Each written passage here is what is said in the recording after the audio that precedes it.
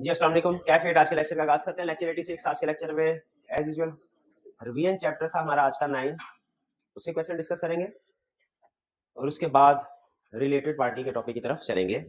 सबसे पहले previous lecture में से कोई क्वेश्चन पूछना चाहते हो तो पूछ लीजिए। प्रीवियस लेक्चर में से कोई क्वेश्चन सब ठीक है। रिलेटेड पार्टी रिलेशनशिप और रिलेटेड पार्टी ट्रांजैक्शन में फर्क क्या समझ आ गया?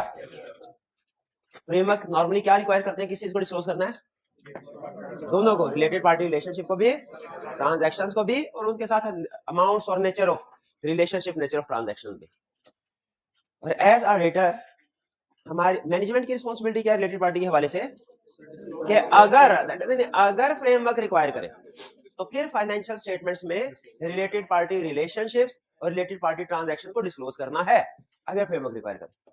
और एज ऑडिटर हमारी रिस्पांसिबिलिटी क्या है कि अगर फ्रेमवर्क में ये रिक्वायरमेंट मौजूद है तो पहली रिस्पांसिबिलिटी तो ये कि हमने इंश्योर करना है फ्रेमवर्क की रिक्वायरमेंट के मुताबिक ही रिलेटेड पार्टी रिलेशनशिप और ट्रांजैक्शन डिस्क्लोज की गई हो।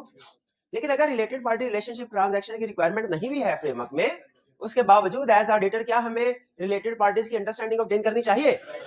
क्यों? फ्रेमवर्क में रिक्वायरमेंट तो नहीं है डिस्क्लोज करने की, इसलिए कि रिलेटेड पार्टी में रिस्क ऑफ फ्रॉड मौजूद होता है। स्टिल हो सकता है कि रिलेटेड पार्टी के साथ मिलकर कुछ अरेंजमेंट के कम्प्लेक्स अरेंजमेंट के जरिए से कुछ फ्रॉड किया गया हो, इसलिए हमें उसे रिस्क ऑफ फ्रॉड के तौर पे असेस करना है और उससे रिलेटेड जो भी प्रोसीजर हमें स्टैंडर्ड डिफरेंस सिचुएशन में सिखाएगा अभी हमने उनको परफॉर्म करना है। क्लियर जी? ये था हमारा मेन कंसेप्ट जो कल के लेक्चर में हमने सीखा था। आज बाहर आगे चलने से पहले चैप्टर 9 हमारा, अच्छा चैप्टर 9 किस टॉपिक से रिलेट करता था? प्लानिंग में। और उसमें कौन सी दो चीजें हमने सीखी थी? एक ऑडिट स्ट्रेटजी और प्लान। इन दो डॉक्यूमेंट्स के बारे में सीखा था। डॉक्यूमेंट्स क्या हैं, इनमें कौन कौन से मैटर्स लिखे जाते हैं, और फिर इसके बाद मटेरियलिटी की कैलकुलेशन के ऊपर हमने डिस्कशन की थी, जिसमें हमने ये सीखा था कि प्रैक्टिकली मटेरियलिटी कैसे कैलकुलेट की जाती है। इसमें एग्जाम पॉइंट ऑफ व्यू से दो जो अहम मजीद कंसेप्ट्स थे, एक परफॉर्मेंस मटेरियलिटी का कंसेप्ट था और एक क्वालिटेटिव मटेरियलिटी का कंसेप्ट था। क्या ये दोनों कंसेप्ट्स आपको पता है? परफॉर्मेंस मटेरियलिटी की डेफिनेशन लिख सकते हैं? केस स्टडी में अगर क्वालिटेटिव मटेरियलिटी में से कोई सी एग्जांपल उठा के केस बनाए तो पहचान लेंगे कि ये क्वालिटेटिव मटेरियलिटी है और इसमें मुझे अमाउंट स्मॉल भी है चाहे, फिर भी इसे मटेरियल कंसीडर करना है। अच्छा फिर बताइए, अगर किसी small in size miss statement है, उसकी वजह से उसको मैनेजमेंट करेक्ट नहीं कर रही, क्योंकि अगर करेक्ट करे तो बैंक के साथ एक लोन एग्रीमेंट किया, उसकी कोई कंडीशन वायलेट हो जाएगी। शाबाश, बस हो गई। होम असाइनमेंट में chapter 9 volume 2 planning by volume 2 chapter 9 question 3 था, ऐसा ही है जी। ये केस स्टडी है, कह रहा है ये सबसे पहले requirement discuss the appropriateness of benchmark used by your team in determining the materiality and का वर्ड हमें बता रहा है कि हमारा एक रिक्वायरमेंट नहीं है। सेंटेंस आपको एक नजर आ रहा होगा, एक नहीं दो रिक्वायरमेंट है। एक क्या है? बेंचमार्क बताना है अप्रोप्रिएट है कि नहीं। हमने पढ़ा था ना, सबसे ज्यादा कौन सा बेंचमार्क यूज किया जाता है? प्रॉफिट। लेकिन क्या हर सिचुएशन में प्रॉफिट एप्रोप्रिएट बेंचमार्क है? नहीं, आपको पता है सिचुएशन वेरी करता है। Not for profit organisation benchmark कुछ और होगा। यूजर्स अगर किसी और चीज को अहमियत देते हैं, जैसे बैंक्स के केस में, तो हमारा बेंचमार्क मटेरियलिटी डिटरमिन करने कुछ और होगा। इवन अगर प्रॉफिट ओरिएंटेड एंटिटी में लॉस आ जाता है या प्रॉफिट बिल्कुल ना होने के बराबर है, तो उस सूरत में भी हम प्रॉफिट को बेंचमार्क यूज नहीं करते, क्योंकि एक रीजनेबल फिगर नहीं आएगी। ऐसा ही है। चलिए, अब उसने हमसे पूछ रहा है, बताइए मटेरियलिटी का जो बेंचमार्क सेलेक्ट किया गया है ये एप्रोप्रिएट है कि नहीं, and suggest the alternatives available to your team. और अल्टरनेट बताइए, यानी अगर बेंचमार्क एप्रोप्रिएट नहीं है तो फिर कौन सा बेंचमार्क शाबाश एप्रोप्रिएट होगा, बताइए। You are the manager responsible for the audit of a newly incorporated company. इसको अंडरलाइन कर लें। अगर मैं रिपोर्ट का क्वेश्चन कर रहा होता तो मैं अदर मैटर की तरफ चला जाता।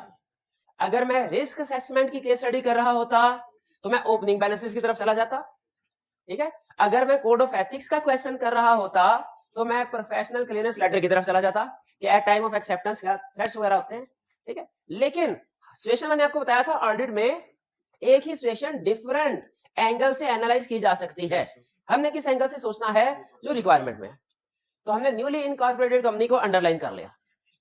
Trojan Limited following are extracts for the first draft financial statement है, इनकॉर्पोरेट हुई है, पहली फाइनेंशियल स्टेटमेंट होगी for the year ended 31 December 2019। अब ड्राफ्ट दिया उसने, रेवेन्यू है 12,000, profit before tax 72, total assets 13,000, total liability 7,000। कोई एबनॉर्मल सी चीज नजर आ रही है आपको? वैसे प्रॉफिट है तो सही, आंखें बंद करके प्रॉफिट का 5% लगा लेते हैं, क्यों? वेरी अच्छा, ये कैसे पता चला वेरी लो है? हो सकता है नॉर्मल हो सकता है क्योंकि रेवेन्यू बहुत ज्यादा हाई फिगर है, ठीक है। रेवेन्यू अगर थाउजेंड्स में है ना, तो प्रॉफिट भी कम बेस 1000 में होना चाहिए। जैसे आपकी जजमेंट क्या है कि नॉर्मली जो बिजनेस ऑन एवरेज, देखिए कुछ बिजनेस तो बिल्कुल फ्लॉप जाते हैं, कुछ बड़े सुपर परफॉर्मेंस देते हैं, ऑन एवरेज एक बिजनेस के तो 20-25% के करीब प्रॉफिट होता है सेल्स का जीपी रेशो। आपने अक्सर कॉस्ट काउंटिंग के क्वेश्चन भी जो आपने किए होंगे ना, उसमें वो इसी इंडस्ट्री की ओवरऑल परफॉर्मेंस को सामने रखे वो 20%, 25%, कभी कभार है 10% भी लिख रहे हैं, ये कोई रीजनेबल रेंज है। लेकिन ये तो शायद 1% से भी कम है। क्या ये प्रॉफिट रीजनेबल है? नहीं। चले इसको हमने मार्क कर लिया, अंडरलाइन कर ले इसको। एक हमने किया न्यूली इनकॉर्पोरेटेड को, एक 72 को। Since this is the first year of operation the profit before tax was quite low. अच्छा, खुद भी बता दिया, मैंने कहा शायद किसी स्टूडेंट की जजमेंट इतनी स्ट्रांग ना हो, खुद भी बता देता हूं कि ये प्रॉफिट बहुत ही लो है। However, as per the management's projections, the profit before tax would grow exponentially over the next 3 years. कि next 3 years में प्रॉफिट बहुत ज्यादा हाई। ऐसे बिजनेस स्टार्ट करते हैं, पहले शुरू के 2-3 साल में आपको प्रॉफिट ना होने, लॉस नहीं आया, यही बड़ी बात है। फिर कह रहा है कि अगले साल, लेकिन हम तो इस साल का ऑडिट करेंगे, इस साल की मटेरियलिटी के लिए इसी साल की फिगर को यूज करना चाहिए ना, प्रेफरेंस तो यही होनी चाहिए। Your audit team has determined the materiality on the basis of profit before tax. General rule के मुताबिक उन्होंने profit before tax, rule of thumb कहते हैं ना इसको, प्रॉफिट बिफोर टैक्स का 5% लगाया, आगे materiality for the year and 31 December 2019. In view of the audit team, profit before tax is the main performance indicator for TL's board of directors. ये profit जो है ये मेन परफॉर्मेंस इंडिकेटर है directors के लिए, इसीलिए उन्होंने प्रॉफिट को बेंचमार्क बनाया। ठीक है जी। अब बताइए आपके ख्याल में क्या ये प्रॉफिट एप्रोप्रिएट बेंचमार्क है? क्यों नहीं है? क्योंकि ये बहुत ज्यादा प्रॉफिट लो है। हमने मटेरियलिटी को रीजनेबल लेवल पे रखना होता है, जो कि होता है नॉर्मल केसेस में 5% ऑफ प्रॉफिट, लेकिन यहाँ पे चूंकि प्रॉफिट बहुत लो है, तो अगर लो प्रॉफिट, वेरी लो प्रॉफिट की बेस पर मटेरियलिटी डिटरमिन करेंगे, वो भी वेरी लो ही होगी। ठीक है, और वेरी लो मटेरियलिटी की वजह से हमें काम कम करना पड़ेगा, ज्यादा मटेरियलिटी कम, रिस्क ज्यादा, काम ज्यादा करना पड़ेगा, यानी ओवर ऑडिटिंग हो जाएगी। इसीलिए हमने कमेंट कर दिया प्रॉफिट इस केस में एप्रोप्रिएट बेंचमार्क नहीं है। एक रीजन बताइए किस वजह से एप्रोप्रिएट नहीं, क्वाइट लो है प्रॉफिट। और फिर ये भी लिख दीजिए कि इसमें डायरेक्टर्स को सामने रख के मटेरियलिटी डिटरमाइन नहीं की जाती है, जो स्टैंड में कहा है ना, ये गलत स्टेटमेंट बोल गया। वो तो हमने स्टेक होल्डर, क्या था मटेरियलिटी की डेफिनेशन में, item considered material if the individual agree to respective difference are economic decision of users taken on the basis of financial, collectively सारे शेयर स्टेक होल्डर यूजर या मेजॉरिटी ऑफ यूजर्स को सामने रखना। तो majority of user में सबसे बड़ा user क्या होता है? Share holder. Board of directors के परफॉर्मेंस को सिर्फ एवेल्युएट करने के लिए मटेरियलिटी यूज नहीं की जाती, सारे यूजर्स को सामने रख के मटेरियलिटी डिटरमाइन की जाती। चलिए, मटेरियलिटी एप्रोप्रिएट नहीं, इसमें हम सारे एग्री करते हैं। नेक्स्ट, एप्रोप्रिएट बेंचमार्क बताइए। इस केस में प्रैक्टिकली हम नॉर्मली क्या करते हैं कि करंट ईयर का प्रॉफिट अब किसी लॉस में आ गया या ना होने के बाद, तो प्रीवियस ईयर की एवरेज यूज कर लेते हैं बाजुकात, जिसे हम नॉर्मल प्रॉफिट कहते हैं। क्या इसमें प्रीवियस ईयर की एवरेज को यूज किया? नहीं। फिर क्या यूज करें? रेवेन्यू को भी कर सकते हैं, एसेट्स को भी कर सकते हैं, टोटल लायबिलिटीज को कर सकते हैं। रेवेन्यू कर सकते हैं, टोटल एसेट्स कर सकते हैं, एक्सपेंसेस भी कर सकते हैं। उसने यहाँ पे एक्सपेंसेस लिखा नहीं हुआ, लेकिन एक्सपेंसेस होंगे तो सही टोटल। ठीक है, गिवन डाटा में से रेवेन्यू को बेंचमार्क बनाया जा सकता है, टोटल एसेट्स को, और इसके अलावा एक्सपेंसेस को भी बेंचमार्क बनाया जा सकता है, इक्विटी को भी बेंचमार्क बनाया जा सकता है। ठीक है, और इसमें परसेंटेज फिर कौन से अप्लाई करेंगे हम? 1%। शाबाश, क्लियर जी। इस क्वेश्चन में कोई प्रॉब्लम जी? पहला साल है, नहीं तो एक्सपेंसेस नॉर्मली वो कैपिटलाइज कर दिए होंगे ना, एसेट्स खरीदे होंगे। पहले साल में हमारे एसेट्स ज्यादा बाइंग होती है, कैश फ्लो ज्यादा होता है, यूं कह ले। कैश फ्लो फ्रॉम ऑपरेशन को शायद हम एक बेहतर बेंचमार्क नहीं समझेंगे, क्योंकि पहले साल में कैश फ्लो ज्यादा होता है।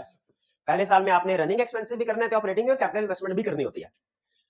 ठीक है, लेकिन बाद में फ्यूचर ईयर्स में आपने सिर्फ ऑपरेटिंग एक्सपेंसेस ही इनकर करने होते हैं, इसीलिए एक्सपेंसेस की फिगर को भी यूज कर सकते हैं, वो अनयूजुअली हाई नहीं होगी। 3 क्लियर जी। नेक्स्ट कौन सा क्वेश्चन था इसके बाद? 6।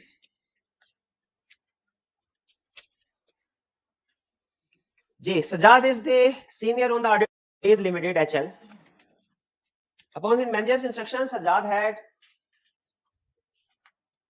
determined the acceptable materiality level to be rupees 10 million on the initial planning stage.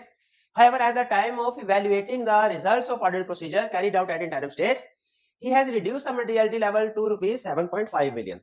अच्छा मुझे बताइए, मटीरियलिटी तो स्टार्ट में उसने डिटरमिन कर ली, बाद में यूज भी की जाती है? स्टार्ट इनिशियल के अलावा, प्लानिंग के अलावा बाकी स्टेजेस में भी यूज की जाती है?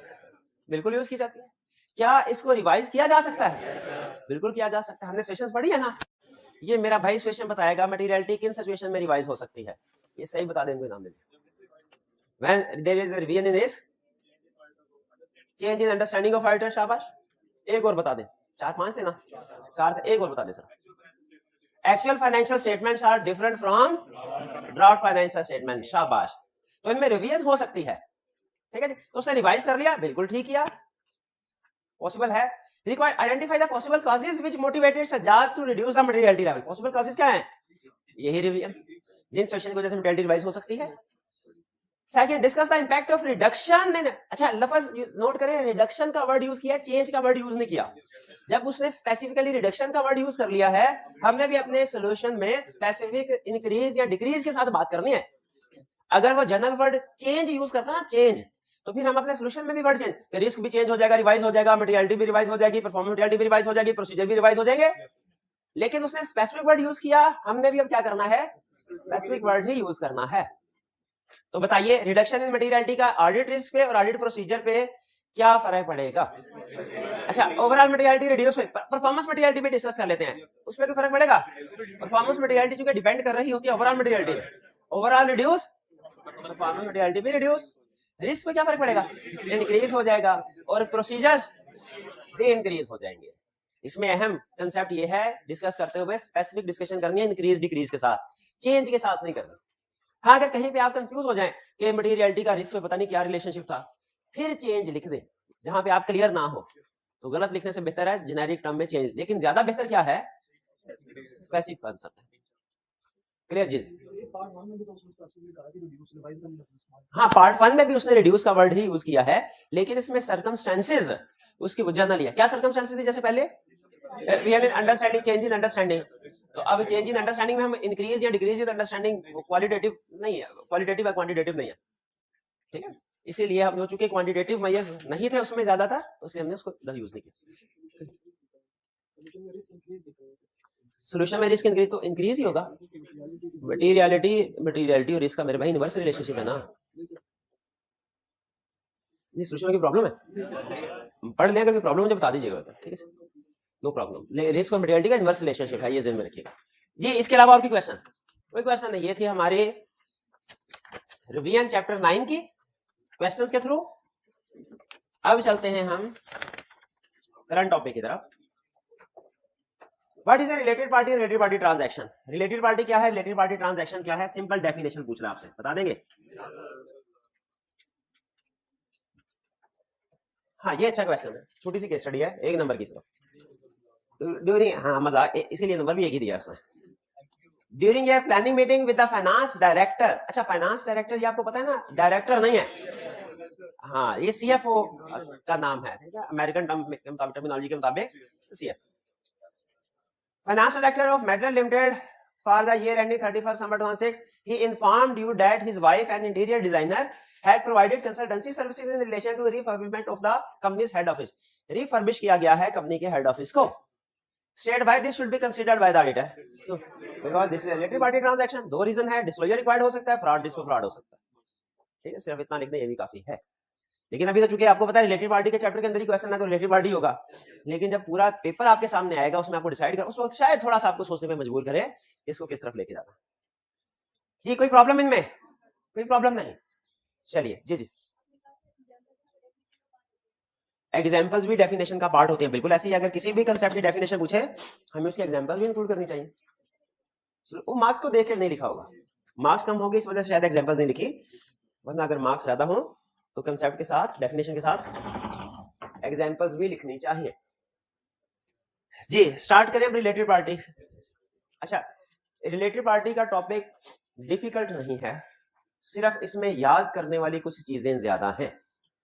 केस स्टडी में टेस्ट होता है, लेकिन केस स्टडी में भी वो आपसे पहले 2 डिसीजन करवाता है कि पहचानो केस स्टडी में रिलेटेड पार्टी है कि नहीं, फिर पहचानो रिलेटेड पार्टी है तो इन 5 सिचुएशन आपके सामने लिखी हुई है, ये भी मैं एक्सप्लेन करता हूँ। इनमें से कौन सी सिचुएशन है जिसके ऊपर केस स्टडी बनी है।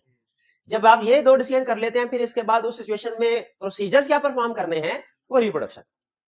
फिर से सुन लें, इस रिलेटेड पार्टी में 2 तरह के क्वेश्चन सेट कर सकता है, या तो रिप्रोडक्शन या केस स्टडी। अगर रिप्रोडक्शन का क्वेश्चन सेट करेगा, वो खुद से आपको कोई सिचुएशन देके कहेगा बताओ इस सिचुएशन में ने क्या प्रोसीजर परफॉर्म करना है। लेकिन अगर केस स्टडी बेस्ड क्वेश्चन होगा, आपको कोई ना कोई सिचुएशन देगा, ठीक है, 5 6 7 लाइंस के साथ, और एंड में कहेगा पहचानो ये रिलेटेड पार्टी इसमें इन्वॉल्व है कि नहीं, evaluate the situation. Related party का लफ्ज नहीं बोलेगा, वरना तो आपको पता चलता है रिलेटेड पार्टी की तरफ जाए। इवैल्यूएट द सिचुएशन, सिचुएशन को इवैल्यूएट करो, देखो रिलेटेड पार्टी है कि नहीं, और अगर रिलेटेड पार्टी है तो इनमें से कौन सी सिचुएशन है, वो सिचुएशन पहचानो, और अगर सिचुएशन सही पहचान ली तो फिर उससे रिलेटेड प्रोसीजर जो है वो भी बता। ये जो प्रोसीजर वाली बात होगी, ये रटे वाला सवाल बन जाएगा। आपने सिचुएशन को सही पहचानना है, जैसे था ना रिस्क आइडेंटिफाई करो और फिर उसके बाद उससे रिलेटेड सब्सटेंटिव प्रोसीजर। तो आपने अब इतनी प्रैक्टिस करने के बाद आपको ये अंदाजा हो गया होगा कि असल काम रिस्क आइडेंटिफाई करना ही होता है। उसके बाद जो प्रोसीजर्स है वो तो नॉर्मली सेम, लिटिगेशन के प्रोसीजर हर जगह पे सेम, रीवैल्यूएशन के प्रोसीजर हर जगह पे सेम, ठीक है। तो इवैल्यूएट करना सिचुएशन को, ये केस स्टडी में सबसे अहम चीज होती है। तो यहां पे हमारा जो कंसेप्ट है, अगर आप देखें ना सरसरी तौर पे, अगर इस चैप्टर को देखें सरसरी तौर पे, पेज आगे पीछे करके पेज 1 से एंड तक, आपको इसमें प्रोसीजर ज्यादा नजर आएंगे, बुलेट पॉइंट्स नजर आएंगे ज्यादा, ठीक है। तो इसमें याद करने वाला मटेरियल ज्यादा है, वैसे मुश्किल नहीं है टॉपिक, ठीक है। रोज का रोज करते जाएं तो इंशाल्लाह आसानी से इसको कवर कर लेंगे। अच्छा, ये चैप्टर डिस्कशन करेगा सारी की सारी रिलेटेड पार्टी के हवाले से। रिलेटेड, जैसे आपको याद है एक दफा हमने गोइंग कंसर्न का टॉपिक भी कवर किया था, तो गोइंग कंसर्न के टॉपिक में भी रफली उसने उसे 2 हिस्सों में डिवाइड किया था। एक में पहले उसने हमें प्रोसीजर बताए थे, और फिर उन प्रोसीजर के नतीजे में जो भी सिचुएशन हमारे सामने आती है कि going concern appropriate, not appropriate या मटेरियल अनसर्टेनिटी, उससे रिलेटेड इंपैक्ट ऑन रिपोर्ट क्या होगा। तो ये जो रिलेटेड पार्टी का टॉपिक है, ये भी 2 बड़े हिस्सों में डिवाइडेड है। छोटे मोटे कंसेप्ट आते जाते रहेंगे, उनकी बात नहीं कर रहा। मोर देन 80% जो कवरेज है इस टॉपिक चैप्टर की, वो 2 बड़े कंसेप्ट्स 2 हिस्सों में डिवाइडेड है। एक में वो कह रहा है रिस्क असेसमेंट प्रोसीजर्स क्या परफॉर्म करने हैं, क्या रिस्क असेसमेंट प्रोसीजर्स क्या परफॉर्म करने हैं रिलेटेड पार्टी के हवाले से। जर्नल नहीं, जर्नल रिस्क असेसमेंट प्रोसीजर हम पढ़ चुके हैं, कहां पढ़े थे, चैप्टर 11 या inquiry, observation, inspection, analytical procedure, chapter 3 में पढ़े थे। रिस्क असेसमेंट वो जर्नल हर तरह का रिस्क आइडेंटिफाई करने के लिए, ठीक है। रिस्क असेसमेंट प्रोसीजर तो परफॉर्म करते हैं ना हम, हमारे प्रोसीजर ही टोटल 3 तरह के होते हैं, risk assessment procedure, test of controls और substantive procedure. Risk assessment procedure तो हमने चैप्टर 3 में पढ़ लिए थे, inquiry, observation, inspection, analytical procedure. उनसे जो रिस्क आइडेंटिफाई होते हैं वो जनरल नेचर, यानी वो कोई किसी भी किस्म का हो सकता है। चैप्टर 11 में आपने सीखा कि उन रिस्क असेसमेंट प्रोसीजर को परफॉर्म करके कोई 20-25 किस्म के रिस्क, लेकिन वो मल्टीपल टाइप्स के रिस्क है, हर तरह के जनरल। यहां पे भी रिस्क असेसमेंट प्रोसीजर परफॉर्म कर रहे हैं इस चैप्टर में। भाई इस चैप्टर में और जो प्रीवियस जनरल वाले रिस्क असेसमेंट प्रोसीजर पढ़े, फर्क क्या है। यहां पे रिस्क असेसमेंट प्रोसीजर्स का फोकस होगा सिर्फ और सिर्फ रिलेटेड पार्टी के ऊपर, और जो रिस्क आइडेंटिफाई होंगे वो भी सिर्फ और सिर्फ रिलेटेड पार्टी के स्पेसिफिक होंगे, ठीक है। इसमें भी, इस चैप्टर में भी प्रोसीजर्स हैं, रिस्क भी आइडेंटिफाई करेंगे इस चैप्टर में, और उस रिस्क को एड्रेस करने के लिए प्रोसीजर्स भी सीखेंगे इस चैप्टर में। रिस्क आइडेंटिफाई करना भी सीखेंगे इस चैप्टर में, और उससे रिलेटेड प्रोसीजर परफॉर्म करना भी सीखेंगे। लेकिन इसका स्कोप क्या होगा, रिलेटेड, यानी जो रिस्क असेसमेंट प्रोसीजर परफॉर्म करने हैं वो भी स्पेसिफिक टू रिलेटेड पार्टीज होंगे, और जो इनसे रिस्क आइडेंटिफाई होंगे वो भी स्पेसिफिक टू रिलेटेड पार्टी होंगे। और जाहिर आइडेंटिफाई होने के बाद जो प्रोसीजर परफॉर्म करने हैं वो भी स्पेसिफिक प्रोसीजर जो है रिस्क के हिसाब से होते हैं। तो अगर आप देखें इस बोर्ड के 2 हिस्से हैं, इस बोर्ड के 2 हिस्से हैं। एक हिस्सा ये चल नहीं रहा, लेकिन नोट कर लिया होगा, ये वाला लेफ्ट वाला हिस्सा, ये लेफ्ट वाले में ये भी शामिल है, एक राइट वाला। हेडिंग पहले क्या कह रहा है, रिस्क असेसमेंट प्रोसीजर, यानी इस हिस्से में हमने क्या करना है, हाँ, रिलेटेड पार्टी से रिलेटेड रिस्क आइडेंटिफाई करने के लिए प्रोसीजर परफॉर्म करने हैं। वो प्रोसीजर कभी हम मैनेजमेंट से पूछ रहे होंगे, बताओ यार क्या क्या रिलेटेड पार्टी है, क्या चक्कर है। कभी आपस में डिस्कशन कर रहे होंगे कि आपने किसी दूसरे क्लाइंट पे, इसी कंपनी की किसी होल्डिंग सब्सिडी पे अगर काम किया हो, किसी टीम मेंबर ने, उसे नॉलेज होगा ग्रुप स्ट्रक्चर का, कुछ डॉक्यूमेंट्स वगैरह की इंस्पेक्शन कर लेंगे, लीगल डॉक्यूमेंट्स, ठीक है, या वो जो ग्रुप टैक्स रिटर्न बाज़ का फाइल की जाती है, बैंक कंफर्मेशन से भी पता गारंटी दी जाती है ना, बैंक कंफर्मेशन हमने पढ़ा था कि अगर कोई गारंटी दी है वो भी बताओ बैंक कंफर्मेशन में था ये गारंटी वाला पॉइंट। तो खुद सोचे कि अगर कंपनी ने अपने बैंक को किसी दूसरी कंपनी की गारंटी दी है और वो कंफर्मेशन से हमारे सामने आ जाए तो क्यों दी होगी गारंटी? रिलेटेड पार्टी होगी तभी करें, अनरिलेटेड की गारंटी थोड़ी कोई देता है, उसको तो जानता भी कोई नहीं है। तो इसीलिए यहाँ पे सारे वो वाले प्रोसीजर्स हैं जिनसे जो रिस्क को आइडेंटिफाई करने के लिए, इसके दो नाम है इस कंसेप्ट के। Number 1 risk assessment procedures relating to related parties, और number 2 procedures to ensure completeness of related parties. Completeness के लफ्ज के साथ भी क्वेश्चन पूछ सकता है और रिस्क असेसमेंट प्रोसीजर के लफ्ज के साथ भी क्वेश्चन पूछ सकता है। कंप्लीटनेस इसलिए कि ये प्रोसीजर परफॉर्म करके हमें पता चल जाता है सारी की सारी रिलेटेड पार्टी आइडेंटिफाई हो गई है कि नहीं। अगर कोई रह गई हो ना तो प्रोसीजर उसने ऐसे डिसाइड किए है कि रिलेटेड पार्टी रह गई हो वो भी निकल आती है। मैनेजमेंट भी अगर हमें छुपा रही हो तो ये प्रोसीजर परफॉर्म करे वो भी सामने आ जाता है। तो ये बहरहाल है risk assessment procedure left side वाले। राइट साइड वाले ये 4 एरियाज क्या हैं भला? ये 1 2 3 4 ये वो रिस्क हैं जो इन रिस्क असेसमेंट प्रोसीजर्स के नतीजे में आपके सामने आ सकते हैं, आपके सामने आ सकते हैं। एक बात आपको बता दूं, बात बारीक बात है, शायद सरसी तौर पे आप खुद पढ़ते तो आपको इसमें नोट ना करते। ये जो रिस्क असेसमेंट प्रोसीजर है ना, इसके साथ वो लिखता है अल्टर शैल परफॉर्म दिस, यानी ये प्रोसीजर आपने हर क्लाइंट पे लाजमी परफॉर्म करना है, चाहे रिलेटेड पार्टी कम है चाहे ज्यादा है, चाहे सीएफओ कहता है रिलेटेड पार्टी कोई है ही नहीं, इसके बावजूद भी ये प्रोसीजर परफॉर्म करने हैं ताकि अगर कोई रिलेटेड पार्टी हमसे छुपा रहे हैं या जानबूझ के या अनजाने में कोई खुद भी रिलेटेड पार्टी आइडेंटिफाई नहीं कर सके तो हम अपने प्रोसीजर से उसको आइडेंटिफाई कर लें। ये है रिस्क असेसमेंट प्रोसीजर, लाजमी परफॉर्म करने ही करने। जब आप इस वाले लर्निंग ऑब्जेक्टिव पे जाएंगे ना, substantive procedure to respond to risk, तो इसमें इनके साथ वर्ड यूज करेगा इफ, यानी अगर ये प्रोसीजर परफॉर्म करने के बाद if this risk is identified तो इसके प्रोसीजर परफॉर्म करो, if this risk is identified इसके प्रोसीजर परफॉर्म करो, if this risk is identified इसके प्रोसीजर परफॉर्म करो, if this risk is identified इसके प्रोसीजर परफॉर्म करो।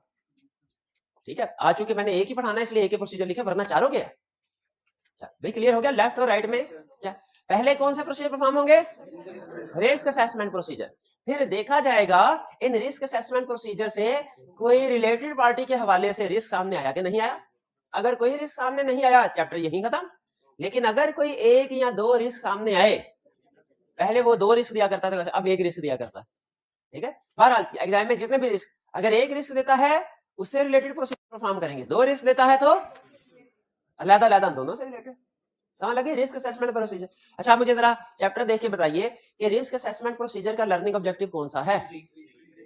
3। जरा इसकी हेडिंग पढ़ लीजिए, हेडिंग वही है, risk assessment procedure and related activities, जिनका मकसद होगा रिस्क आइडेंटिफाई करना। अच्छा ये प्रोसीजर परफॉर्म करने के बाद आप किस पॉइंट पे पहुंचेंगे? कोई ना कोई रिस्क सामने। देखिए नेक्स्ट लर्निंग ऑब्जेक्टिव कौन सा है? Substantive procedure to respond to risk, यानी लर्निंग ऑब्जेक्टिव 3 में जो भी आपने प्रोसीजर परफॉर्म करने से रिस्क सामने आए, अब उनका इलाज किस जगह पे होना है?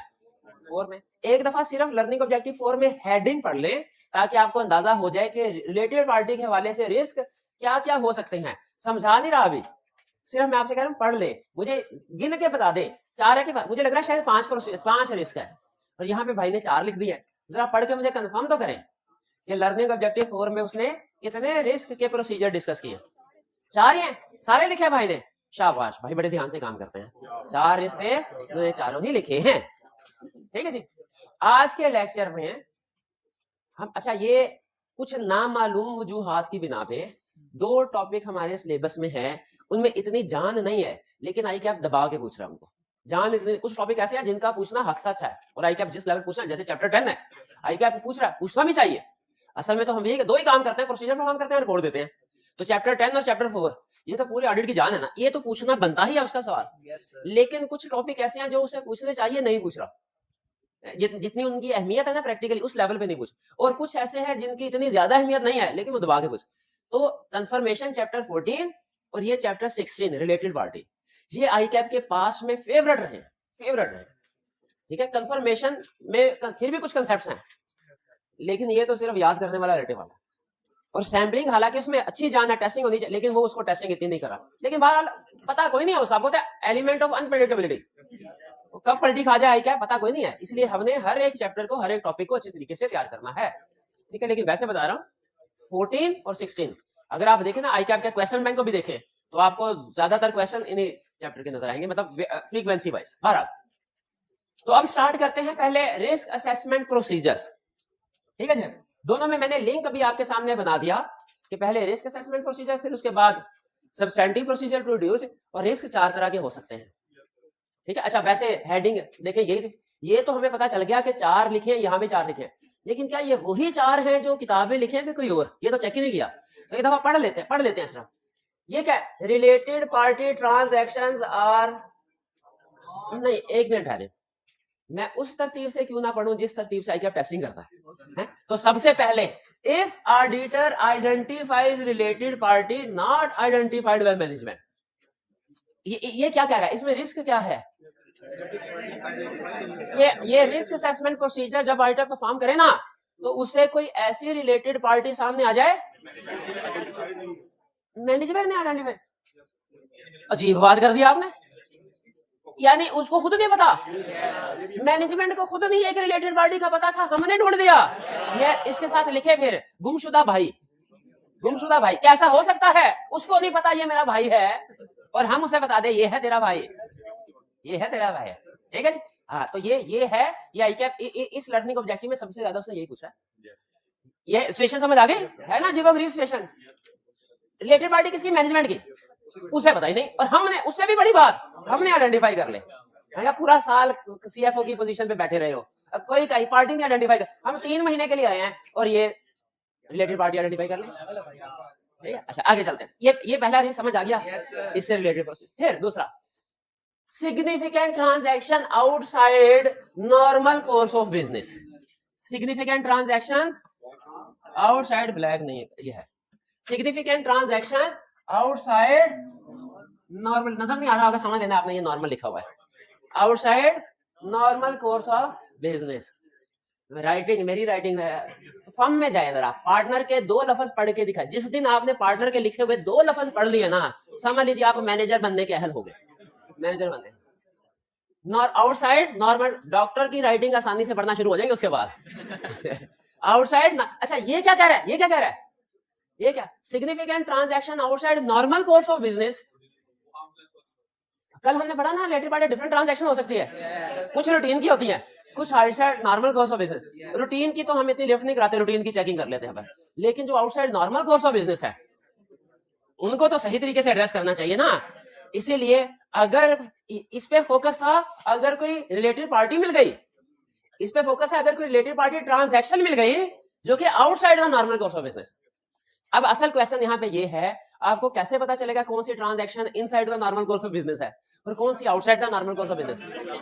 पहले पुराने जमाने में जो क्वेश्चन होता है ना, क्लियरली कहता था ऑडिटर ने एक transaction outside the normal course of business identify की, बताइए क्या करेंगे? अब ऐसे नहीं कर, अब क्या कहता है कि एक प्लॉट खरीदा एक डायरेक्टर ने कंपनी से और उसके पैसे ही अदा नहीं किए, उसके बदले में उसने अपनी कोई मशीनरी उसके पास थी वो कंपनी को बेच दी।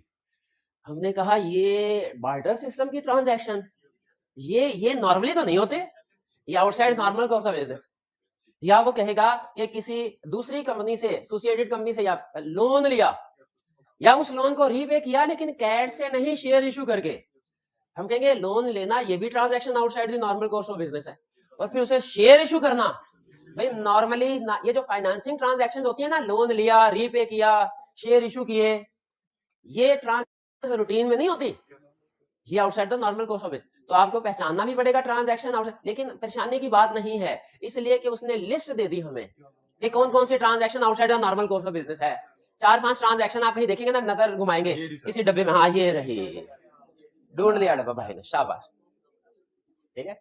चलिए ये तो, फिर इसके बाद related party transaction are not appropriately accounted for, ठीक है, बल्कि इसको छोड़ के रिलेटेड पार्टी विद डोमिनेंट। देखिए रिलेटेड पार्टी बहुत सी होती है, ठीक है, हमारे बहन भाई भी रिलेटेड पार्टी हैं, चचा भी रिलेटेड पार्टी, मामू ताया भी रिलेटेड पार्टी, लेकिन एक होती है related party with dominant influence, एक होता है सिर्फ इन्फ्लुएंस, एक होता है डोमिनेंट इन्फ्लुएंस।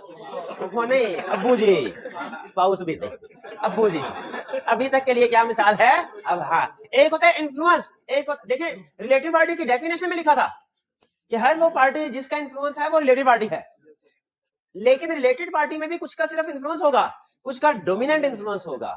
जो डोमिनेंट इन्फ्लुएंस वाली रिलेटेड पार्टी होती है ना, इनके साथ जो ट्रांजैक्शन होती है इनमें ज्यादा प्रॉब्लम होती है, इनमें गड़बड़ हो सकती, क्योंकि related party with dominant influence, अब्बू जी जो कहे वो हम ना भी करना चाहे ना करना पड़ता है, करना, वरना क्या करते हैं घर से बाहर निकाल देते हैं, निकालते नहीं है लेकिन वैसे धमकी शमकी मिल जाती है, इस दफा पास ना हुए तो घर में शक्ल ना दिखाना, ठीक है। तो ये है रिलेटेड पार्टी विद डोमिनेंट, भाई समझ आया। एक नॉर्मल रिलेटेड पार्टी में रिलेटेड पार्टी, तो ये related party with dominant influence खतरनाक है कि नहीं, क्योंकि ये अपने डिसीजन करेगी, किसी से नहीं पूछेगी क्या चाहते हो, आपकी क्या मर्जी, कोई नहीं पूछेगा, फैसला करके आखिरी फैसला आपको बता दिया जाएगा, ये फैसला हो गया, ठीक है। तो इसीलिए related party with dominant influence fraud risk factor है, ठीक है। ये भाई डोमिनेंट इन्फ्लुएंस की बात समझ आ गई। फिर अच्छा, ये last related party transaction are not appropriately accounted for. Related party transaction, अगर देखिए रिलेटेड पार्टी ट्रांजैक्शन के हवाले से ना फ्रेमवर्क में कुछ ना कुछ रिक्वायरमेंट्स होती हैं, जैसे डिस्क्लोज करना है, उनको काउंट फॉर करना है आर्म लेंथ बेसिस में। आपने काउंटिंग में शायद पढ़ा होगा कि रिलेटेड पार्टी रिलेशनशिप ट्रांजैक्शन को फाइनेंशियल स्टेटमेंट में डिस्क्लोज करना होता है, शायद किसी जगह पढ़ा। और अगर कैफ 7 कंपनी आप पढ़ रहे हैं तो उसमें भी आपने कहीं पे पढ़ा होगा कि जो उनके साथ ट्रांजैक्शन है रिलेटेड पार्टी के साथ, वो आर्म लेंथ बेसिस पे होनी चाहिए, मार्केट टर्म्स एंड कंडीशन में होनी चाहिए। तो जब फ्रेमवर्क में ये रिक्वायरमेंट है तो क्या एज ऑडिटर हमें सिर्फ ये देखना चाहिए कि कोई रिलेटेड पार्टी भी डोमिनेंट इन्फ्लुएंस तो नहीं है, या कि फ्रेमवर्क के कहे के मुताबिक देखना चाहिए वो सही तरीके से डिस्क्लोज हुई कि नहीं और आर्म लेंथ बेसिस पे रिकॉर्ड हुई कि नहीं, ये भी देखना चाहिए। बिल्कुल। तो ये related party transaction are not appropriately accounted for. अब मुझे बताइए क्या रिस्क असेसमेंट प्रोसीजर की नेचर समझ आ गई।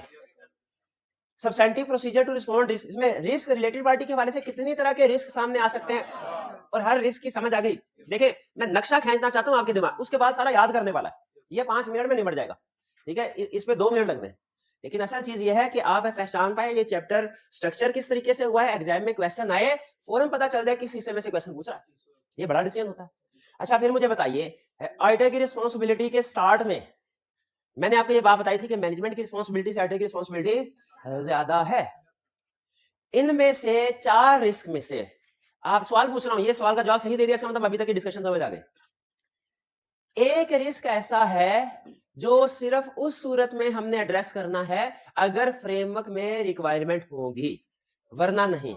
और 3 रिस्क ऐसे हैं जो हर सिचुएशन में एड्रेस करने हैं, चाहे फ्रेमवर्क में रिक्वायरमेंट हो या ना हो। हाँ शाबाश, ये वाला जो रिस्क है ना, इससे रिलेटेड प्रोसीजर उसी सूरत में परफॉर्म करने हैं अगर फ्रेमवर्क में डिस्क्लोजर की और अकाउंटिंग की रिक्वायरमेंट होगी। और बाकी के रिस्क अगर फ्रेमवर्क में रिक्वायरमेंट नहीं भी है ना, बात मैनेजमेंट कहती है सर हमारा फ्रेमवर्क तो हमें रिक्वायर ही नहीं करता रिलेटेड पार्टी को आइडेंटिफाई करके डिस्क्लोज करते हैं, तो हम कहते हैं इतना घटिया फ्रेमवर्क, इतना घटिया फ्रेमवर्क, इतना घटिया फ्रेमवर्क। कोई कंसेप्ट मेरे जहन में आ रहा है, कौन बताएगा कौन सा कंसेप्ट। मैनेजमेंट ने कहा कि हमारे फ्रेमवर्क में रिलेटेड पार्टी की रिक्वायरमेंट ही नहीं है, मैंने कहा इतना घटिया फ्रेमवर्क। हाँ एक्सेप्टेंस स्टेटमेंट, शाबाश, applicable financial reporting framework is not accept, ये तो हमें शुरू में ही आइडेंटिफाई करके रिजेक्ट कर देना चाहिए था। लेकिन भाई बताएं, ये ऐसा फ्रेमवर्क जो इतना घटिया है जो कि शुरू में ही हमें रिजेक्ट, जिसमें रिलेटेड पार्टी है रिक्वायरमेंट, लेकिन हमने नहीं किया, कोई नहीं बोलेगा, पूरा सवाल ही नहीं किया। शाबाश, भाई को दे, भाई से पूछा था, लेकिन क्यों नहीं किया रिक्वायर्ड पहला, लेकिन ये पार्शियल क्वेश्चन था। रिवीजन भी, हाँ रिफंड पॉलिसी, नहीं एक मिनट है, अभी इसको फ्रीज ही रखे। रिलेटेड पार्टी की रिक्वायरमेंट नहीं थी, फ्रेमवर्क नॉट एक्सेप्टेबल होना चाहिए सूली तौर पे, लेकिन रिक्वायर्ड बाय लॉ से एक्सेप्ट कर लिया। किन कंडीशन पे एक्सेप्ट किया होगा, ये पुराने कंसेप्ट के रिवीजन करा, ये इस चैप्टर से हट के आए, इस चैप्टर एक के management agrees to provide disclosure additional disclosure, और जो मॉडिफिकेशन आएगी रिपोर्ट में वो भी ऐसे ना कर। एम्फसिस ऑफ मैटर पे हमने उस डिस्क्लोजर का एम्फसाइज करना है, और रिपोर्ट में आपको उन 3 पॉइंट से भी नीचे वाले जो 2 पॉइंट्स उधर पहुंच गए, पहले 3 पॉइंट्स बताने हैं कंडीशन, फिर अगले 2 पॉइंट की अगर कंडीशन मीट ना हो तो क्या होगा? चले कोई बात नहीं, थोड़ा थोड़ा पढ़ा है लेकिन रिवाइज कर, रिवाइज। चलिए अब वापस आते हैं, अब हम देखते हैं रिस्क असेसमेंट प्रोसीजर। स्टार्ट करें जी। मकसद क्या है इनका कि अगर इन 4 में से कोई रिस्क है, खास तौर पे ये वाला रिस्क, तो वो सामने आ जाए इन रिस्क असेसमेंट प्रोसीजर। सबसे पहले क्या कह रहा है? सबसे पहले कह रहा है भाई कोई भी मसला हो सबसे पहले तो जाके मैनेजमेंट से इंक्वायर कर लो, हो सकता है मैनेजमेंट आपको सब कुछ दे दे, बता दे। सब कुछ ना भी बताएगी तो बहुत कुछ इंफॉर्मेशन मिली जाएगी। मैनेजमेंट से इंक्वायर करे क्या सर आपकी रिलेटेड पार्टी कौन कौन सी है, हमें लिस्ट, प्रैक्टिकली सबसे पहले हम मैनेजमेंट से वो लिस्ट लेते हैं जो उसके पास रिलेटेड पार्टी की मौजूद हो। हम उसे कहेंगे सर बताइए आइडेंटिटी कौन कौन रिलेटेड पार्टी है, लिस्ट 1 2 3 4। नेचर ऑफ रिलेशनशिप उनके साथ क्या है, ठीक है, कौन एसोसिएट है, कौन होल्डिंग है, कौन ब्रदर है, कौन स्पाउस। ट्रांजैक्शंस कौन कौन सी हैं, रिलेटेड पार्टी कौन सी है, नेचर ऑफ रिलेशनशिप क्या है, ट्रांजैक्शन, लिस्ट लेंगे। फिर मैनेजमेंट से पूछेंगे कि बताइए आपके कंट्रोल्स क्या हैं कि ये रिलेटेड पार्टी इंफॉर्मेशन ठीक है जो आपने हमें दी है।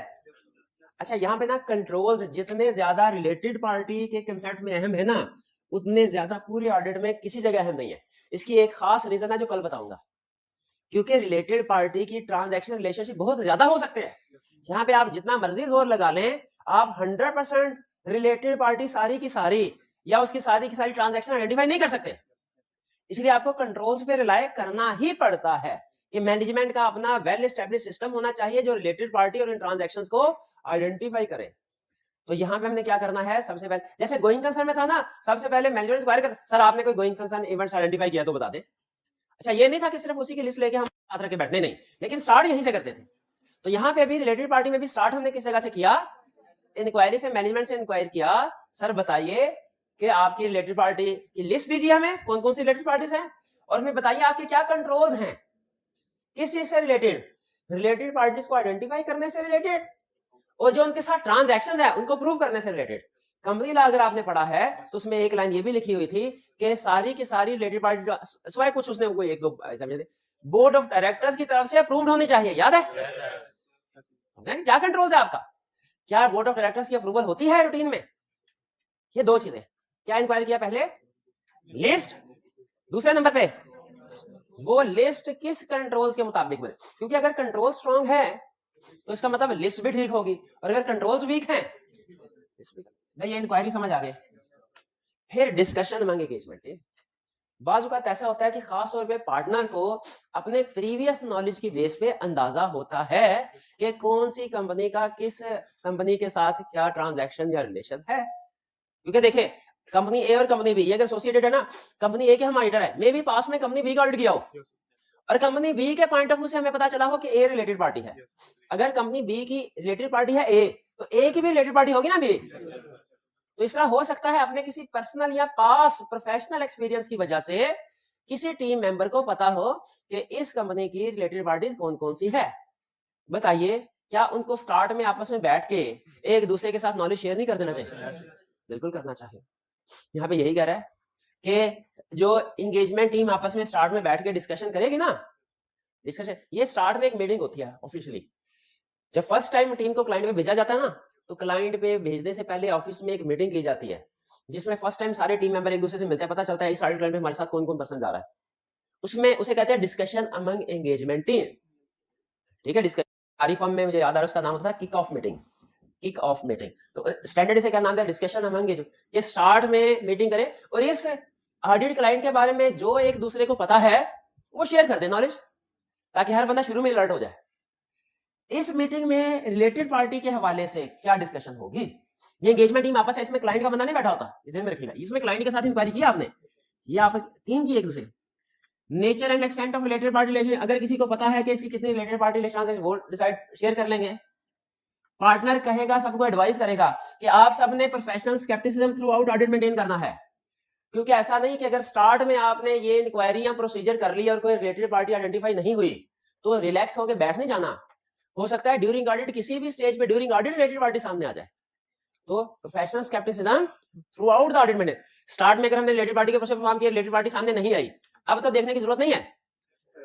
अभी भी वो कहते हैं हर डॉक्यूमेंट को जब आप वेरीफाई कर रहे हो, इस पॉइंट ऑफ व्यू को ध्यान में रखना है कि कहीं इसमें कोई रिलेटेड पार्टी तो नहीं है। जिन डॉक्यूमेंट्स में कोई वेरिएशन वगैरह आ रही होंगी उनमें प्रोबेबली इन्वॉल्व होगी। फिर circumstances which indicate existence of unidentified related parties, partner या सीनियर मैनेजर एक्सप्लेन करेंगे कि वो कौन सी सिचुएशन ऐसी हो सकती है जिनमें कोई रिलेटेड पार्टी एग्जिस्ट कर रही हो। जैसे अगर कोई कॉन्ट्रैक्ट है, वो सेटलमेंट होने से पहले 3-4 दफा चेंज हुआ, एक बैंक ने लोन दिया, लोन के साथ टर्म्स एग्री हो गई, लेकिन रीपेमेंट से पहले 3-4 दफा उसमें टर्म्स में रिवीजन आ गई, तो क्या नॉर्मली ऐसे होता है कि कॉन्ट्रैक्ट की सेटलमेंट से पहले रिवीजन, अब ये बार बार रिवीजन हो रही है, इंडिकेशन है कोई? क्योंकि बैक एंड पे रिलेटेड पार्टी इन्वॉल्व है, किसी को कोई अनयूजुअल टर्म्स एंड कंडीशन पे ट्रांजैक्शन की गई, नॉर्मली राइट टू रिटर्न नहीं दिया जाता, किसी कस्टमर को राइट टू रिटर्न दिया गया, क्या ये सर्कमस्टेंस इंडिकेट कर रही है कि बैक एंड पे रिलेटेड पार्टी इन्वॉल्व है कोई? ठीक है। और फिर पार्टनर खास तौर पे इनको बताएगा कि आपने जब क्लाइंट के डिफरेंट टाइप्स ऑफ डॉक्यूमेंट्स या रिकॉर्ड इंस्पेक्ट करने हैं ना, जैसे sale invoice, good dispatch note, payroll sheet वगैरह, बैंक स्टेटमेंट, लीगल कंफर्मेशन, जो भी डॉक्यूमेंट्स या रिकॉर्ड इंस्पेक्ट करते हैं उसमें देखना है कहीं कोई रिलेटेड पार्टी ना निकला है। जैसे कई दफा बैंक को जब कंफर्मेशन लेटर सेंड करते हैं ना, उसमें गारंटी वाला जो कॉलम होता है उसमें रिलेटेड पार्टी आइडेंटिफाई हो जाती है।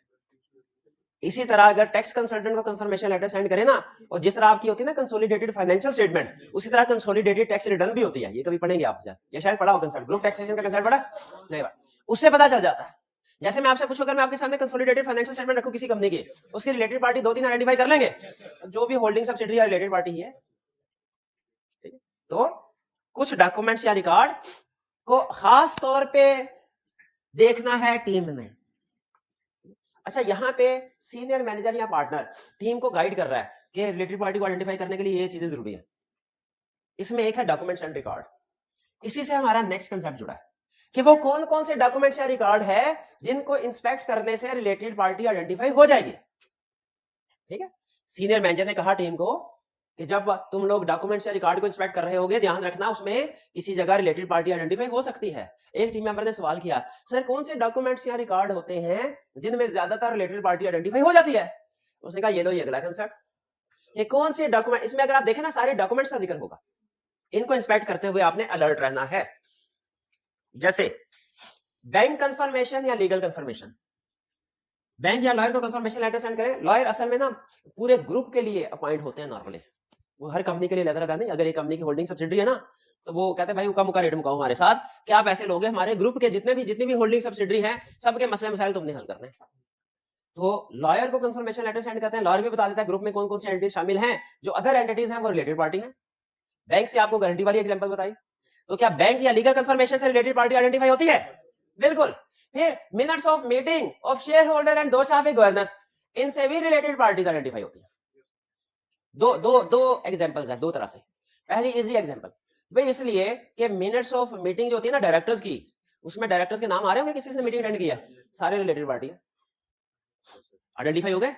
शेयर होल्डर्स की मीटिंग में सारे शेयर होल्डर के नाम आ रहे होते हैं, इनमें से जो मेजर शेयर होल्डर हैं, एक दो शेयर वाले नहीं, मेजर, वो रिलेटेड पार्टी है, क्योंकि इन्फ्लुएंस तो उसी शेयर होल्डर का होगा ना जिसके पास ज्यादा शेयर होंगे, छोटे शेयर होल्डर का इन्फ्लुएंस नहीं होगा। एक ये रीजन। दूसरी टेक्निकल रीजन ये है क्यों मिनट्स ऑफ मीटिंग से रिलेटेड पार्टी आइडेंटिफाई हो जाती है, क्योंकि लॉ ने ये कहा है कि रिलेटेड पार्टी की जो अप्रूवल है यही लोग देंगे, डायरेक्टर्स देंगे, और अगर मेजॉरिटी ऑफ डायरेक्टर्स इन्वॉल्व हैं तो शेयर होल्डर्स हैं। तो इसीलिए रिलेटेड पार्टीज या रिलेटेड पार्टी ट्रांजैक्शन उन मीटिंग में जहां जहां अप्रूवल हो रही होगी ना, वहां पता चल जाए। तो इसका मतलब ये हुआ रिलेटेड पार्टी में दो चीजें हमारे लिए एग्जाम में बहुत, दो ऐसे प्रोसीजर बता रहा हूं हर जगह फिट कर सकते हैं आप, एक रिलेटेड पार्टी के कंट्रोल्स का और एक अप्रूवल का। ये कोई भी केस आ जाए ना, केस स्टडी का कोई भी केस आ जाए जहां पे आपको लगे नंबर ज्यादा है मार्क्स कम है, ये दो प्रोसीजर आंखें बंद करके फिट कर दें। निंजा अप्रोच क्या, एक रिलेटेड पार्टी के कंट्रोल्स इवैल्यूएट करेंगे हम, और दूसरे अंडरस्टैंड करेंगे कंट्रोल्स उसको, और दूसरा हम ये इंश्योर करेंगे, चेक करेंगे कि रिलेटेड पार्टी की प्रॉपर अप्रूवल और डिस्क्लोजर हुए कि नहीं। कंट्रोल और अप्रूवल लिख लो, कंट्रोल और अप्रूवल ये यूनिवर्सल प्रोसीजर्स हैं रिलेटेड पार्टी के, जहां कुछ भी समझ ना आए वहां पे ये चाहते हैं। लेकिन बहरहाल हमने कोशिश पूरी करनी है कि स्पेसिफिक प्रोसीजर लिखें। मेरा अदर नेसेसरी रिकॉर्ड कहता है इसके अलावा भी कुछ और रिकॉर्ड से आपको रिलेटेड पार्टी आइडेंटिटी, जैसे थर्ड पार्टी कंफर्मेशन, अगर किसी डेटर क्रेडिटर के साथ डीलिंग में उनको अनयूजुअल फेवर दी गई है, रजिस्टर ऑफ शेयर होल्डर्स या डायरेक्टर्स या ऑफिसर्स, इंटरनल ऑडिट वाले भी बात हमें बता देते हैं रिलेटेड पार्टीज कौन कौन सी। ये कुछ रूटीन है, लेकिन ये याद जरूर करने हैं। बात वो कहता है रिस्क असेसमेंट प्रोसीजर बताओ टू इंश्योर कंप्लीटनेस और रिलेटेड पार्टी, सारे प्रोसीजर बताने हैं। बात कहता है मुझे सिर्फ वो डॉक्यूमेंट्स बताओ जिनसे रिलेटेड पार्टी आइडेंटिफाई हो सकती है, तो आपने सारी ये अदर वाली भी बतानी है, अदर वाली। क्लियर? ये आपके प्रोसीजर सारे हो गए किस चीज के? Related to identify. ये सारे प्रोसीजर परफॉर्म करके या तो कोई रिस्क आइडेंटिफाई होगा राइट बोर्ड वाला या नहीं होगा। अगर नहीं हुआ तो कहानी यही खत्म। लेकिन अगर कोई रिस्क आइडेंटिफाई हुआ तो आगे चलेंगे। अब एग्जाम में सबसे ज्यादा कौन सा रिस्क आइडेंटिफाई करके प्रोसीजर पूछता है? नॉट आइडेंटिफाइड बाय मैनेजमेंट वाला। तो अगर हम कोई ऐसी रिलेटेड पार्टी आइडेंटिफाई कर लें जो मैनेजमेंट ने हमें नहीं बताई, जो मैनेजमेंट ने डिस्क्लोज नहीं की हुई, हमने क्या करना है? If I identify related party not identified, सबसे पहला कंफर्म फ्रॉम डॉक्यूमेंट। भाई सही तरह उसका आईडी कार्ड चेक कर लो, दोनों का वाकई उसका गुमशुदा भाई है ना, सही तरह डॉक्यूमेंट से कंफर्म कर लें। एक भाई आगे एक्शन लेने से पहले खुद पक्का हो जाए वाकई रिलेटेड पार्टी है। लग नहीं ऐसा ना उसने ब्राई नाम का, सर ये कौन है भाई? भाई है वो सचमुच भाई समझना शुरू हो जाए, ऐसे तो रिलेटेड पार्टी नहीं ना। डॉक्यूमेंट से कंफर्म कर लीजिए। जब कंफर्म हो गया, पक्के हो गए, फिर भागे क्लाइंट से पहले अपनी टीम को कम्युनिकेट करें। सर आप हमारे सीनियर हैं, आप आज तक ये समझते रहे हैं कि मैं कोई काम नहीं करता, फारग बैठा रहता हूँ, फेसबुक यूट्यूब पे टाइम जाया करता रहता हूँ। आज मैंने ऐसा काम किया है, सुन के आपके होश उड़ जाएंगे। क्या काम किया है? रिलेटेड पार्टी आइडेंटिफाई कर। अच्छा, ये बाकी की टीम को क्यों कम्युनिकेट कर रहा है ये बंदा? क्योंकि हो सकता है इस रिलेटेड पार्टी की ट्रांजैक्शन उनके किसी एरिया को भी इफेक्ट कर रही हो। मैं सेल्स में हूं, हो सकता है परचेज में भी किसी पार्टी, तो वो भी लर्ड हो जाए। तो जब कभी रिलेटेड पार्टी आइडेंटिफाई हुई, स्टेप नंबर 1 कंफर्म करना है रिगार्ड से। स्टेप नंबर 2 टीम को कम्युनिकेट करना ताकि वो अलर्ट हो जाए। स्टेप नंबर 3 भागे क्लाइंट के पास जाना है, ऐसे कान से पकड़ना है क्लाइंट को। उसे कहना है भाई आप तो कह रहे थे यहाँ पे कि आपके कंट्रोल्स बेहतरीन हैं, सारी रिलेटेड पार्टी आइडेंटिफाई कर लेते हैं, ट्रांजैक्शन प्रूफ भी, तो बताइए क्यों आपके कंट्रोल्स फेल हुए? क्यों आपके कंट्रोल्स इस रिलेटेड पार्टी को आइडेंटिफाई करने में फ्लॉप हुए? आप तो कहते थे बहुत अच्छे कंट्रोल्स हैं। पहले उसको थोड़ा डांटना है, फिर उसे कहना चलो गलती हो जाते हैं, इंसान है। अब तुम ऐसा करो, पार्टी मैंने आइडेंटिफाई कर ली, अब इसके साथ जो ट्रांजैक्शंस हैं वो तुम आइडेंटिफाई करो। क्लाइंट कहेगा ठीक है सर, मुझे 70 साल का टाइम दीजिए, मैं अभी आइडेंटिफाई करके ले आता हूँ। तो कितना टाइम देना उसे? 7 दिन से 1 दिन ऊपर नहीं, 7 दिन के अंदर अंदर इस रिलेटेड पार्टी की सारी ट्रांजैक्शन। अच्छा, जब 7 दिन के अंदर रिलेटेड ट्रांजैक्शन आइडेंटिफाई करके लाएगा, एज इट इज ट्रू मान लें कि सब्सटेंटिव प्रोसीजर परफॉर्म करके कंफर्म करें। कंफर्म करना है, देखिए यही कह रहा है, परफॉर्म इंक्वायर करना है क्यों कंट्रोल फेल हुए, फिर उसे कहना है जाओ ट्रांजैक्शन ढूंढ के लाओ। जब वो ट्रांजैक्शन ढूंढ के लाए, सब्सटेंटिव प्रोसीजर परफॉर्म करके, क्योंकि आपको पता है क्लाइंट की कोई भी इंफॉर्मेशन हम एज इट इज ट्रू कभी भी नहीं, मर जाएंगे हम। क्लाइंट की इंफॉर्मेशन को as it is accurate complete नहीं अज्यूम करना जब तक उसको चेक ना कर ले। ये स्टैंडर्ड हमें एक जगह पर छोटा सा कंसेप्ट था, इंफॉर्मेशन प्रोड्यूस्ड बाय एंटिटी जब कभी यूज करें ना आप, उसकी उस इंफॉर्मेशन की एक्यूरेसी कंप्लीटनेस को चेक करना है, फिर यूज करना है। ठीक है, फिर प्रोसीजर परफॉर्म कर लिए एंड पे। अगर तो आपको लगे ये रिलेटेड पार्टी अनजाने में छूटी थी मैनेजमेंट से, तो फिर हम ये सोचेंगे, देखना आपने देखना मेरी सोच ठीक है कि गलत। हम रिलेटेड पार्टी आइडेंटिफाई कर ली, अब मैं सोच रहा हूं शुक्र है एक ही रिलेटेड पार्टी थी जो रह गई थी, वो भी मैंने आइडेंटिफाई। ये सोचना या यूं सोचना है, अगर एक रिलेटेड पार्टी रह सकती है ना तो और भी हो, तो ये क्या सोचना है? Scepticism, risk of completeness increase हो जाएगा। अगर अनजाने में छूट गई थी पार्टी, और अगर जानबूझ के छोड़े थे, रिस्क ऑफ फ्रॉड भी इंक्रीज हो जाएगा। कि ये चाहते थे, ये ट्रांजैक्शन सीईओ चाहता था कि ये जो परचेज की ट्रांजैक्शन है ये किसी को पता ना चले, उसने शेयर होल्डर से भी अप्रूवल नहीं करवाई, इसीलिए जानबूझ रिस्क ऑफ फ्रॉड इंक्रीज हो गया। बंदा ठीक है, क्लियर जी? ये थे हमारे आज के प्रोसीजर। आज के लेक्चर में हमने क्या सीखा? रिस्क, हमने ये सीखा कि ये चैप्टर 2 बड़े हिस्सों में डिवाइडेड है, एक रिस्क असेसमेंट प्रोसीजर और एक substantive procedure to reduce risk. Risk assessment procedure में हमने बड़ी बड़ी कैटेगरी को, inquiry, discussion among engagement team और डॉक्यूमेंट्स रिगार्ड इंस्पेक्शन। ये सारे प्रोसीजर परफॉर्म करने से हमारे सामने चारों में से कोई 1, 2 या 3 रिस्क आ सकते हैं। जो रिस्क भी उसने केस स्टडी में क्वेश्चन में कहा है उससे रिलेटेड प्रोसीजर परफॉर्म करेंगे। सबसे ज्यादा कौन सा क्वेश्चन टेस्ट करता है? Related party which not identified by management. उसमें क्या करना है? स्टेप नंबर 1 कंफर्म करना, स्टेप नंबर 2 कम्युनिकेट करना टीम को, स्टेप नंबर 3 इंक्वायर करना मैं क्यों कंट्रोल्स फेल हुए, स्टेप नंबर 4 क्लाइंट से कहना ट्रांजैक्शन कंप्लीट लेके आओ, स्टेप नंबर 5 सब्सटेंटिव प्रोसीजर को कंफर्म करना है, step number 6 risk of completeness increase step number 7, अगर ओमिशन इंटेंशनल है रिस्क ऑफ फ्रॉड भी इंक्रीज हो जाएगा। क्लियर जी? कौन सा प्रोसीजर? Other procedure. हाँ हाँ हाँ, अच्छा हाँ, ये और भी प्रोसीजर है, ये छोटे छोटे और भी प्रोसीजर। क्या प्रोसीजर है? पिछले साल के वर्किंग पेपर देख लो। क्यों? पिछले साल भी तो रिलेटेड पार्टी होगी, समझ आ जाएगी। ये प्रोसीजर इसके हैं, मैं भूल गया था, लेकिन है ये बड़े लॉजिकल। पिछले साल, अच्छा पिछले साल का ऑडिट अगर हमने नहीं किया, प्रेडिसेसर राइटर से पूछ लो। और अगर किसी कंपोनेंट ऑडिटर को एंगेज किया है, किसी कंपोनेंट ऑडिटर बताया था ना एक दफा, उससे भी पूछ लो, प्रेडिसेसर राइटर से। ये अपना पास रिकॉर्ड चेक कर लो, ये दूसरों से पूछ लो कोई रिलेटेड पार्टी पता है। और लास्ट डायरेक्टर से पूछो, सर आपके कितने बिजनेस हैं, उनमें कौन कौन काम कर रहा है, क्या आपके किसी दूसरे बिजनेस के साथ एफिलिएशन है? पार्ट टाइम में क्या करते हैं सर? गुस्सा कर सकता है, क्यों पूछ रहे हो? ये सवाल तो किसी और के पूछने का है, तुम ऑडिटर क्यों पूछ रहे हो कि मैं क्या क्या करता हूँ? हमने कहा नहीं नहीं वो बात नहीं, हमने तो रिलेटेड पार्टी हम देख, अगर आपका किसी दूसरे बिजनेस में एसोसिएशन एफिलिएशन हुई ना, तो वो दूसरा बिजनेस रिलेटेड पार्टी बन जाएगा, फिर उसके साथ जो ट्रांजैक्शन हमने डिस्क्लोज करनी है। तो ये भी प्रोसीजर है। लेकिन इसमें देखिए आप, इसमें असल में ना ये इसलिए रह गया क्योंकि बागदौड़ हम ज्यादा इधर पूछताछ ही कर रहे हैं। बागदौड़ इधर किससे पूछ, पिछले साल के वर्किंग पेपर देख लिए, कोई नया प्रोसीजर, प्रीडिसेसर राइटर से पूछ लिया, कंपोनेंट अदर राइटर से पूछ लिया, डायरेक्टर से ही पूछ लिया कि किसी और बिजनेस एफिलिएशन है तो बता दो। क्लियर है? अच्छा आज के लेक्चर में सबसे मुश्किल चीज कौन सी थी? लेकिन याद करने वाला काम है, वो कर लेंगे जी याद पक्का। होम असाइनमेंट दी गई है, लाजमी करनी है रिटन फॉर्म में। ठीक है जी, आज का लेक्चर खत्म करते हैं हम। अल्लाह हाफिज़।